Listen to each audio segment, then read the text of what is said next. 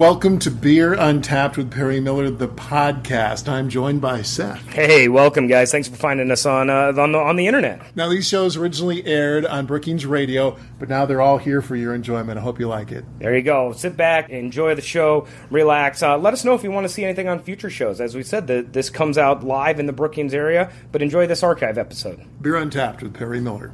Welcome to Beer Untapped with Perry Miller. On this week's show, Random Beer Talk. And because Seth Cook of Wooden Legs Brewing likes to talk the basics, we begin with the basics: water, grain, hops, and yeast. Those four components, really, that's what this entire craft beer movement, that's what our business is based on. You know, that's what, we talked about laws, we've talked about history, we've talked about styles. It's really how we spin these four things together intelligently, deliberately, but at the same time creatively.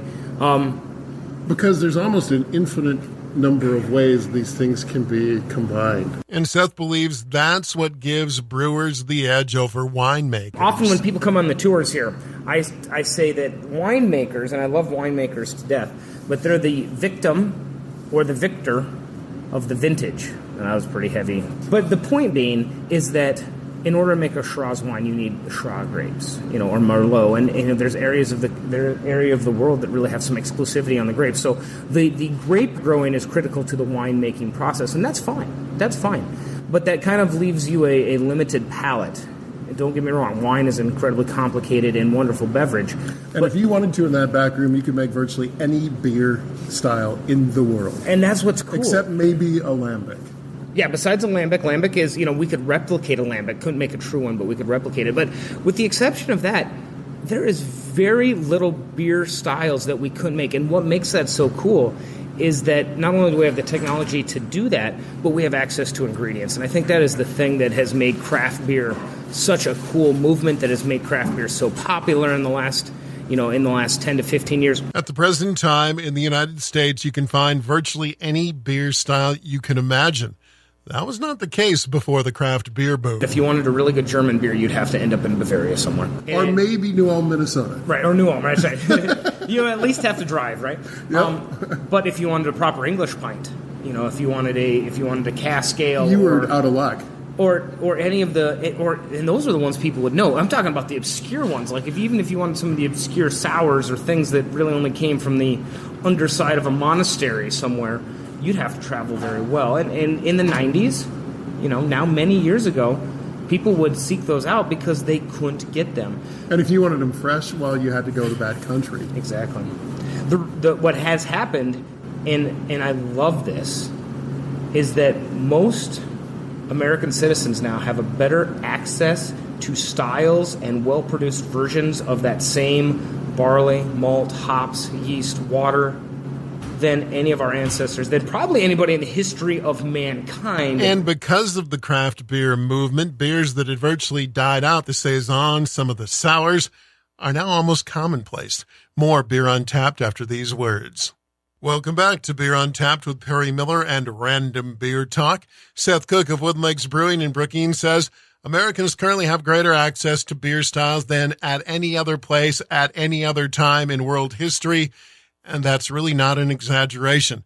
Here's an example. Recent tap list just in Brookings and Sioux Falls at brewery tap rooms shows various stouts, a number of sour and fruit beers, porters, at least 3 different Irish reds, box, doppelbock, Scotch ales, wheat beers, saisons, lots of IPAs and pale ales, cream ales, even a Belgian quad. Pretty amazing. The people that live in the U.S. right now have a better access. And I say U.S. specifically because the U.S. has done such a good job promoting the craft beer scene. So this is the story I try to tell people. And there is no other country right now that's making the number of styles that are being made in the U.S. There just isn't. No, and that's correct. There are some countries that have embraced the craft beer for sure. atmosphere, but not to be... Where else can you get a grisette, an imperial stout, and a hazy IPA at the same brewery? Within, the taps at the same place, yeah.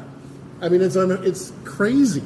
We are in the golden age of beer, and I know people talk about the craft beer bubble and how many craft breweries can the U.S. sustain, and how does this work? And honestly, I don't think it's a bubble. I think it's a matter of It's a matter of that the populace, our friends and family and neighbors, have begun to embrace some of these new styles and realize that there's more than one way to drink a beer, and none of the ways are wrong. Seth says there are new people discovering good beer every day. And just to look at not just our craft beer board. That seems so close-minded, because that's what we curate and what we make, and that's just a microscopic vision of what I think I want to drink for craft beer. But if we were to step back and look at the beer menus from any place that's within shouting distance or walking distance of us, and look at the magnitude and diversity of the beer selection, it is awesome. And we're just talking about 4 ingredients. These are just 4 ingredients. And sometimes you just some weird adjunct on occasion. Right, but yeah. plus apricots or something. Right. But the basics are just 4 ingredients. Yeah. And I think that's really cool. So if you haven't done so yet, give this stuff a try. What I would encourage people to do, what my call to action here, is to go out and try these craft beer places. There are so many styles. Not all craft beer is the same. Not all craft beer is hoppy. Not all craft beer tastes like you've just mowed the lawn. That is a great interpretation of some styles. Not all craft beer is dark. Not all craft beer is bitter. Not all craft beer is high in ABV. Like, if we looked at, if you look at the number of types of beers available, I think there is truly a beer for anybody. That's Random Beer Talk. Now go have a random beer. Until next time, drink local and drink responsibly. Thank you for listening to this archived edition of Beer Untapped with Perry Miller. Feel free to listen to other episodes, and if there's anything you'd like us to talk about on a future show, please let us know. Thanks again.